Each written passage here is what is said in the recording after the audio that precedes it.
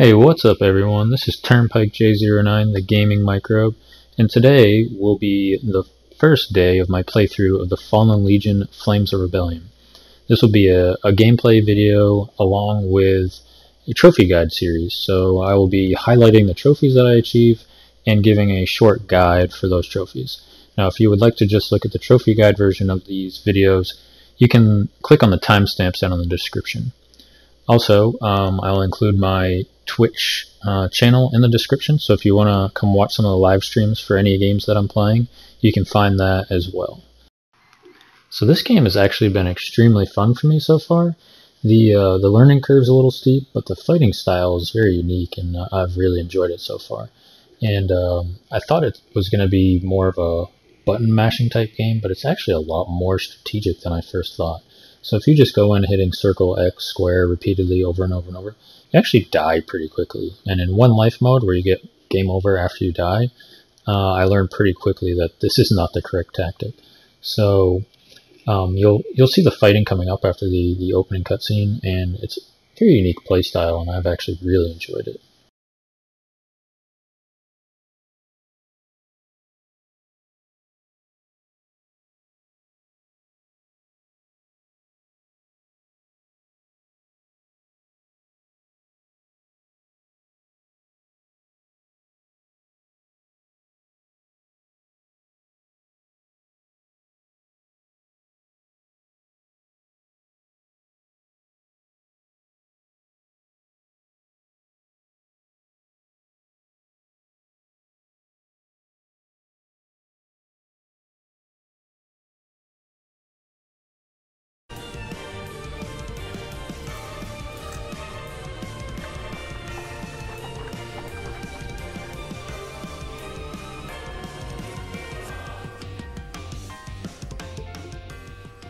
So our first trophy is coming up here. It's called Teamwork, and what it is you have to perform a link attack. And what that means is when one of your characters attacks and you perform an attack shortly after, or an attack shortly after a block, you will see that the character has kind of a blue shadow behind them when they attack, and this is a link attack. So you'll see it multiple times in the next couple of minutes here, probably about 30 seconds, and you'll see the person with the spear do it a few times, as well as Winchester with the gun do it once. So how the fighting works is each character is assigned a button, so circle X in this case, and the gauge will slowly fill up, and that is your action points. So you can hit circle X as repeatedly as you want, but it's actually kind of strategic. So you want to hit circle then X as someone else's action points are filling up. You can alternate to make sure that your combo bar fills up successfully. So, and you can also block with L1, which helps keep your combo going.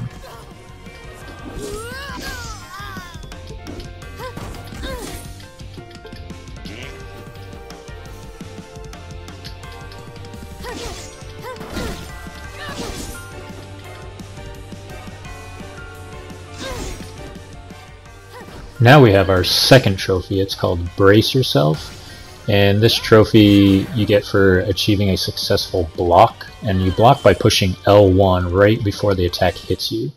So you'll see it'll say perfect, and usually you'll get some sort of buff from it, and then in these cases I'm getting extra AP.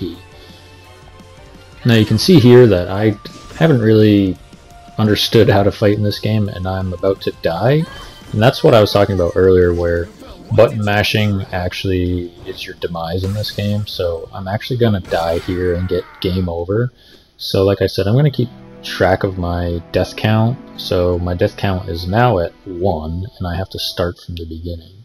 So death count 1, woohoo! We'll keep track of that. See how many deaths I get before I get the trophy for that. One life mode can be accessed from the main menu. You either start a new game or one life mode. In one life mode, once you die, you start from the beginning. So I have started over, and I am now back into the dungeon that I was playing previously.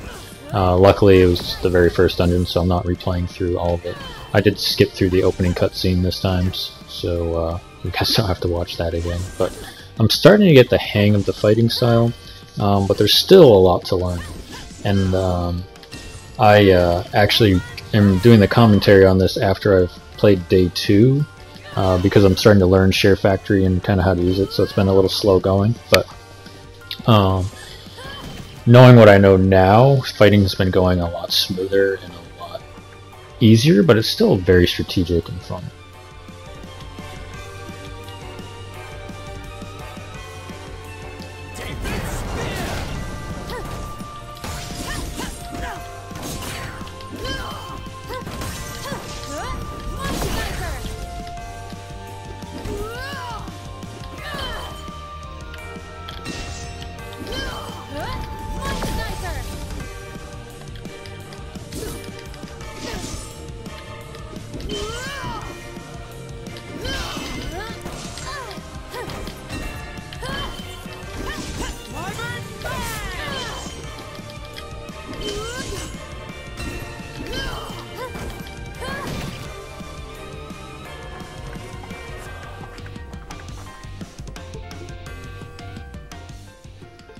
So in this fight, they're teaching you about magic, and if you look in the upper left-hand corner, there's triangle and 3 different circles. 2 of them are flashing currently. The bottom one, so if you hold down on the D-pad and push triangle, you do a regen for your entire party. If you hit triangle without any directional buttons, you do a lightning attack, I guess, and if you hold up on the D-pad and hit triangle, you cast revive. So if you look, there's a blue ring that goes around the circle. That is your mana, and you need your mana to regenerate to use the spell, and the mana regenerates over time, and I'm not quite sure yet if the mana regenerates more quickly the more you attack. I'm trying to figure that out, but the fighting's kind of hectic and it's hard to pay attention to everything going on. But it took me a while to kill this person to kind of figure out what was going on with magic. Luckily I figured it out. I broke her defenses and made her fragile, and I was able to beat her pretty easily afterward. So this next battle coming up is going to teach you about blocking. I've already talked about blocking a little bit because of the Brace Yourself trophy earlier. How you block, you use L1 right before the enemy's attack hits you, and I've kind of noticed that when the enemies attack, they have kind of like a red pulse come out, and that kind of gives you a hint of when they're attacking.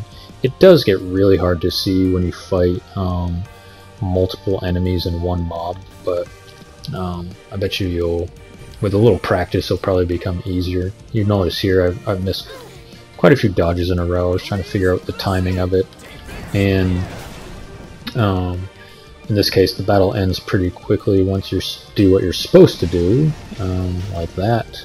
You kill him in one hit, and your squire is pretty amazed at your abilities. But moving forward is the boss battle, and, well, mini boss battle, I guess. The main hero in this appears to know Centurion Rondus, and they fight. Doesn't seem like they like each other too much, but you'll notice in the boss fights that there's a green health bar along with a white bar below that, and what the white bar below the health bar is kind of like a stun bar, and as you deplete the stun bar all the way, you stun the person. I think it's called breaking. And when you break them, they become vulnerable for a certain amount of time, and your party gains unlimited AP, so you can attack for a short while without using any action points. So it's very useful. Each enemy has a certain way to deplete their stun bar or the break bar very rapidly. In this case, for this mini boss, it was blocking, which makes sense because that's what you just learned. So the fight here is probably the hardest fight so far. It's definitely the longest fight so far, and the whole point of it is to just kind of learn that new stun bar and how that works.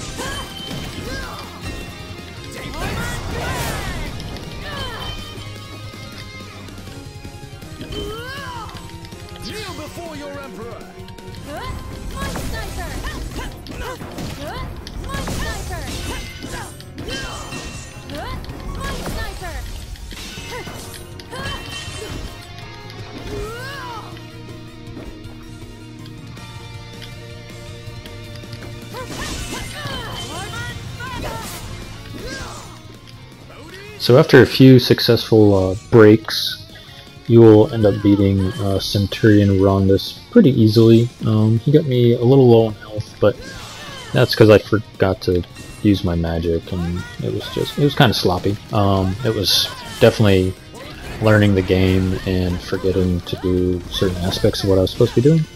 But you beat him, and then you go to the next level, which is just pretty much a story-based part of the map.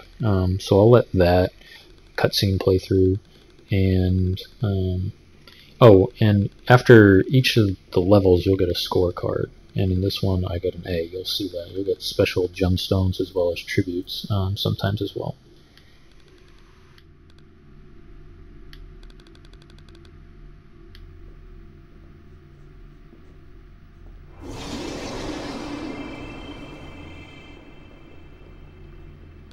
Rondus was right, of course.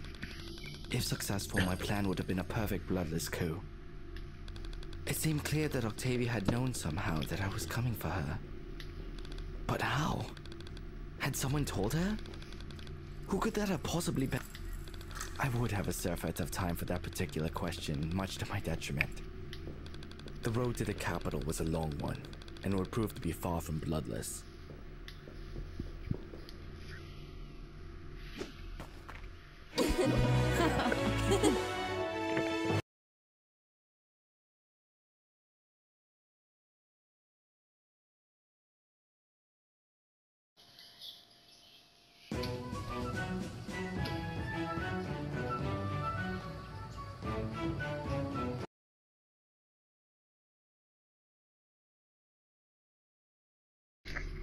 She was less clear on whether or not the fortune so disguised was yours or your foes.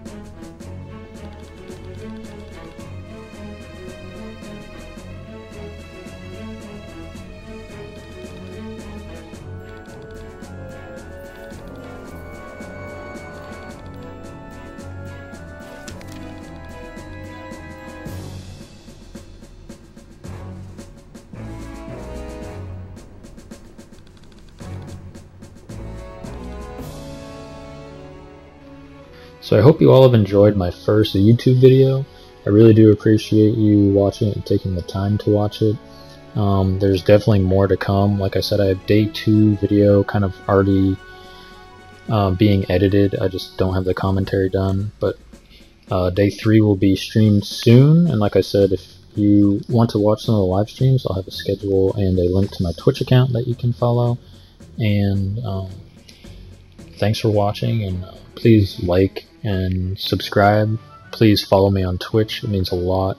Each follow and subscription is a huge bonus to what I'm trying to do here, and I really appreciate it.